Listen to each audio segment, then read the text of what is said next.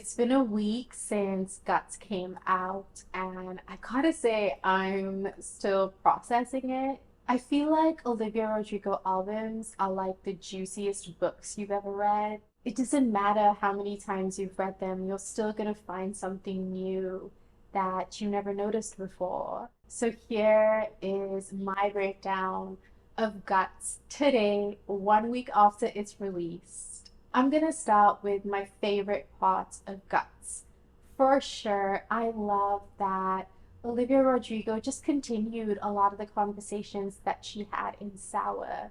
She's serving us with themes of heartbreak, themes of feminism, themes of repressed emotion and unfiltered expression. She's continuing to lean into a mixture of ballads with pop, punk, and rock. It shows the listeners that this is who she really is. You know, she was this in Sour and she continues to be this in Guts, and you can expect her to stay true to who she is. I also love that she's continuing to unpack the same emotions that she started to unpack in Sour because that's how complex these emotions are. And it's so important that she's making space to talk about the different journeys that she takes with these emotions at different stages of her life. Some things that I've noticed have changed in Guts compared to Sour are the talking instead of singing that she brings into some of these songs. This makes me feel more intimately connected to Olivia, as though she's just having a conversation with me. I also love that we're getting to see the humor that she embodies in everyday life through these songs. It's pretty dark, and I gotta say, I love it. There are numerous times where I literally laughed out loud while listening to Guts, and it just added playfulness and wittiness to the experience. I got to see a new side of Olivia, and it made me feel like I was getting to know her better. And finally, I love the outros of a lot of her songs. She has this consistent pattern throughout Guts where at the beginning of the song she introduces the emotion to her listeners. Throughout the song, she processes the emotion with her listeners, and then at the end of the song, with the outro, she adds complexity to the emotion. And it's such beautiful storytelling. The fact that she continuously does this throughout Guts makes the entire album feel like a large story where each song is chapters of the story. I could also sense the confidence that she had in Guts versus in Sour, and it made me feel really proud of her. I felt honored that I got to witness her growth through listening to Guts. Because I'm a sucker for intergenerational stories, I want to talk about the fact that Guts held so many intergenerational stories for me, but also for millennials at large. Listening to Guts made me feel so emotional, and I realized it's because it was as though I was reliving my own teenage girlhood days while listening to Guts, and I felt a sense of wanting to protect my younger self, and as an extension, wanting to protect Olivia. I spoke to this a little bit when I was recapping the SAR album, but I feel like Olivia does an incredible job of articulating teenage girlhood. And in Guts, we get to see that that articulation was actually inspired by the generation before her. I feel like there's a lot of cross-cultural references happening here with millennials and Gen Z, and I want to make space to talk about that. As I go through the album today, I want to unpack the story that each song is telling the listener.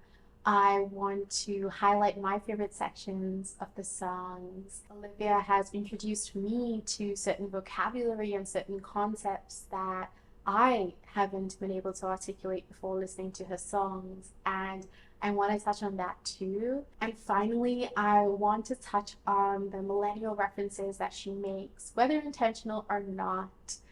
but they were references that made me feel like I was part of the Guts world, and that made me feel really special. So we're gonna start with All American Bitch, the first track on the album, a pop rock classic, if I may, outlining the unattainable ideals that American culture places onto women. The ideals that she outlines here are so relatable. While listening to the lyrics she was singing, I realized that she's describing parts of myself that other people celebrate on a daily basis. Paying attention to what most people ignore, or being able to feel for every little issue and knowing exactly what people mean. And I realized no matter how much work I put into distancing myself from these ideals, I still continue to embody them. My favorite part has to be the outro after the screaming bridge. That contrast really speaks to the reality versus the facade that women are expected to put on. This outro, oh, it's so good. It feels sickly sweet. It feels very artificial. It reminds me of a doll or an angel or a robot, all personas that women are expected to embody. It also made me laugh because of how real this outro is. And I love, especially when she's like, I'm grateful all the time. And then she sings back to herself, I'm grateful all the fucking time. I feel like we get a little peek behind the veil of gratitude that conceals the harsh reality of what it feels like to be a woman. The concept that Olivia introduced me to is being an eternal optimist. I love this concept and I'm going to continue to use it because I feel like no matter how shitty my life is, people just always expect me to see the silver lining and to try to focus on the good. And I'm so sick of it. The fact that Olivia uses eternal here before optimist really speaks to the reality that women are expected to have an unlimited supply of optimism. And it really gets me thinking, like, is this expectation put onto us because if we actually highlighted all the shitty things in our life, others would have to do something about it? The lyric, I've got sun in my motherfucking pocket, here reminded me of Natasha Bedingfield's I Got a Pocket Full of Sunshine. God, I remember when that song came out, my mom and I would make fun of it all the time because we thought it was ridiculous that this person was just full of sunshine because we did not relate to that at all. And I love that Olivia Rodrigo's out here representing the sad girls. Bad idea, right. A pop punk blast, really, with a bass that just takes this song to a whole other level. Bad idea, right, represents the push and pull between intuition and the thrill of making a terrible decision as Olivia considers seeing her ex. I love that Olivia's lyrics in Bad Idea, Right plays on the dumb persona that are often put onto women, where she's like, blah, blah, blah, like my thoughts, or I just tripped and fell into his bed. No idea how that happened. Women are just expected to be responsible for every single thing in their life. And I love that Olivia is making space for herself to be human. Like, yeah, I might make a terrible decision. I don't really have a lot of brain cells right now, and even if I did, I might not use them. My favorite part of this song has to be that one line where Olivia's like, in whose sheets? First of all, I thought it was in his jeans. And then when I went to check on Google, apparently a lot of people thought it was in his sheets. I love the tone of these words. It just feels so playful. It reminds me of, when you're going out with your girls out on the town and you're like, girls' night out. That's what it feels like. This song gave me Blondie vibes, like Blondie and Maria, Call Me, One Way or Another, Heart of Glass. I can't tell which one exactly Bad Idea reminds me of. Maybe it's a combination of all four of these. Vampire. Oh, the trip Olivia takes us on with this song. It starts as a hushed piano ballad and then transforms into this powerful rock opera song. The various tempos for me recreates the disorientation that you feel when you're in a toxic relationship, which is what this song is about. My favorite part would have to be the chorus going into verse 2, where the drums come in and the tempo increases. The build up is just so dramatic and it just keeps the listener waiting in anticipation for what's about to happen. In a lot of ways, listening to this song feels like watching a really juicy drama. A concept that Olivia Rodrigo taught me through this song is when she said, the castle built of people you pretend to care about. The imagery that she creates with these words is such an accurate representation of the actions of a toxic person. The word castle speaks to the entitlement, the building off speaks to the exploitation, and the pretending to care about speaks to the manipulation. Obviously, Olivia is referencing Twilight in this song, and I love the vampire theme because it allows Olivia to draw a comparison between a toxic relationship and having the life being sucked out of you. Lacey. Such a delicate ballad. It starts off in what almost feels like whispers to Olivia's self, which makes the song feel that much more intimate. In Lacey, Olivia explores her obsession and envy with this Lacey character through the personification of Lacey's beauty. Lacey speaks to the harsh reality of women being encouraged by society to compare themselves to other idealized versions of women so that we never feel satisfied with ourselves. My favorite part would have to be verse 2, where Olivia starts to talk about the negative impact that Lacey has on her self image. I especially love the line, "Aren't you the greatest thing to ever exist?" Oh, what a delicious use of sarcasm.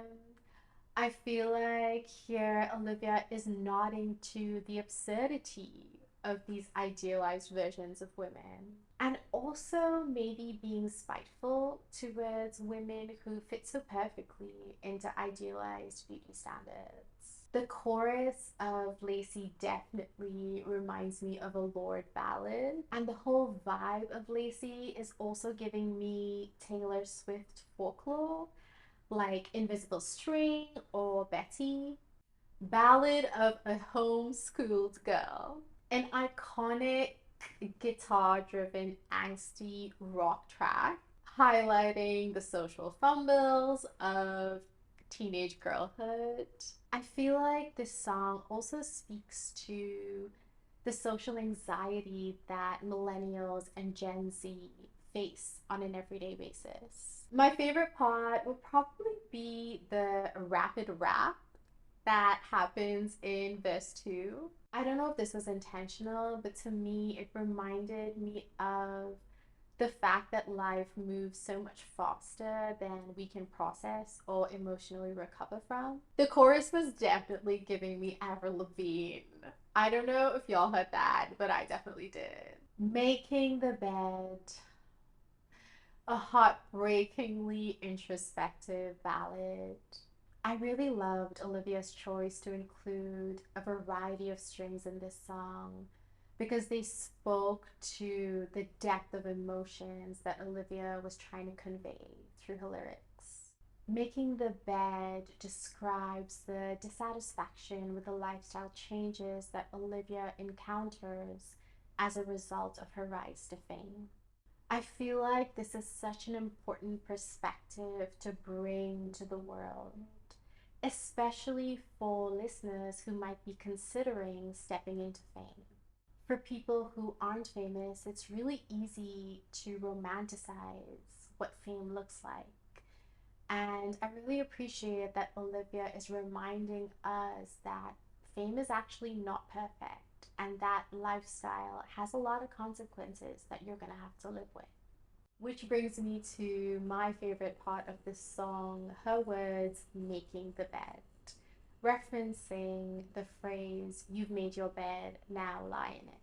Olivia uses the words making the bed to guide the journey of her externally processing the fact that she made a decision to pursue music as a career and now she has to live with the consequences of that decision.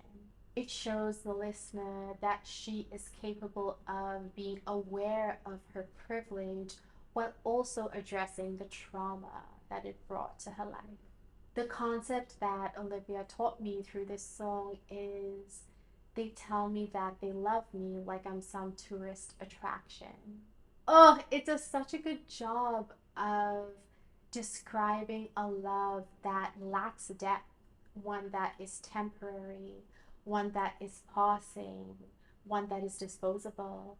For this song, I don't want to talk about the intergenerational stories that speak to millennials. Instead, I want to talk about the intergenerational story of Olivia speaking to herself in the past.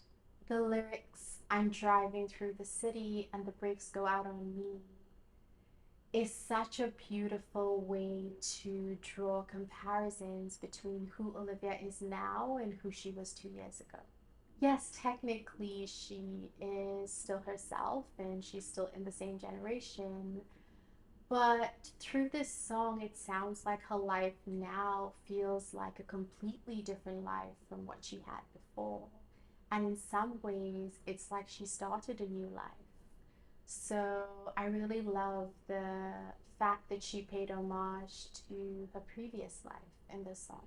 Logical, a piano ballad addressing how young women are manipulated into understanding harm as love, where love is made up of intense feelings that leave no space for logic. And because of a desire to be loved, young women will rationalize mistreatment and harm as love. I love the chorus. It has to be my favorite part. The lyrics are just so delicious. If rain don't pour and sun don't shine, then loving you is possible. Oh, it speaks to the absurdity that women are taught that they can make somebody love them. And I love Olivia's choice to use rain and sun because these are basic elements of this world, and it touches on the fact that being manipulated would get you to question the most basic concepts. Olivia Rodrigo comes through with the imagery once again when she says, you built a castle with walls so high I couldn't see what you did to me. It's such an accurate representation of what it feels like to be in an abusive relationship where this person creates these walls of isolation. So you're kept away from reality and also kept away from community that could get you out of that situation. Get him back. Oh, definitely one of the best songs on this album. It's a revenge slash love anthem. I love that Get Him Back could mean I want to hurt him the way he hurt me, but it could also mean I just want him back in my life. This song does such a good job of articulating the complexity of feelings after a breakup, where there's anger, but there's also adoration. And we often feel like we're being pulled between loving ourselves and wanting to be loved by others. My favorite part of the song has to be when she says, I want to meet your mom and tell her that her son sucks. I love it so much. It's just such a good twist of what the listener would expect from a situation where you're meeting your romantic partner's mom.